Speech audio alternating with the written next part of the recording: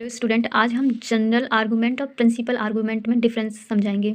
General argument क्या होता है कि हमारे पास एक कॉम्प्लेक्स नंबर है, अगर हम उसका आर्गूमेंट निकालेंगे तो उसमें जो भी पॉसिबल एंगल होंगे वो सब जनरल आर्गूमेंट कहलाते हैं। फॉर एग्जांपल जैसे कि z इक्वल्स टू -(-1) प्लस आयूटा है, अगर मैं इसका आर्गूमेंट निकालूंगी तो क्या निकल के आएगा 3π/4। तो आर्गूमेंट इसका कितना निकलेगा 3π/4।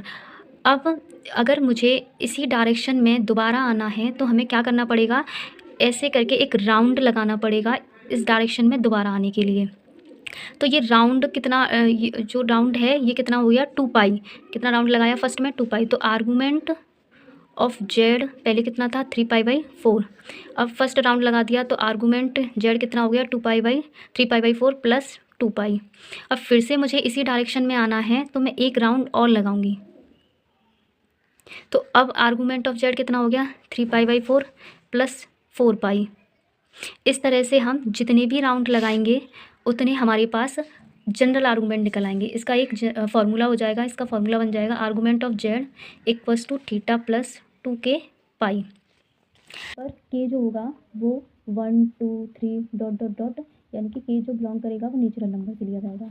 ठीक है, अब इसके बाद प्रिंसिपल आर्गूमेंट होता है कि इसमें हम एक स्टैंडर्ड और यूनिक एंगल लेते हैं, जिसके लिए हम एक रेंज फिक्स कर लेते हैं कि यदि एंगल ओपन इंटरवल माइनस के पाई से क्लोज इंटरवल पाई के अंदर आ रहा है या इसमें बिलोंग कर रहा है तो वो प्रिंसिपल आर्गूमेंट कहलाएगा, और जिसमें बिलोंग नहीं कर रहा तो वो प्रिंसिपल आर्गूमेंट नहीं कहलाएगा। For example z equals to -(-1) plus iota, तो इसका आर्गूमेंट अगर निकालेंगे तो क्या आएगा 3π/4, जो कि इस इंटरवल में बिलोंग करता है।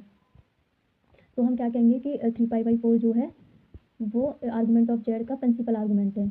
अब इसको देखते हैं, जेड इक्वल्स टू -(-1) और माइनस के आयूटा, अगर मैं इसका आर्गूमेंट निकालूंगी तो क्या मिलेगा 5π/4, जो कि इस इंटरवल में बिलोंग नहीं करता। अगर हमें प्रिंसिपल आर्गूमेंट बनाना है तो इसमें से हम 2π को माइनस कर देंगे और ये कितना आ जाएगा -3π/4।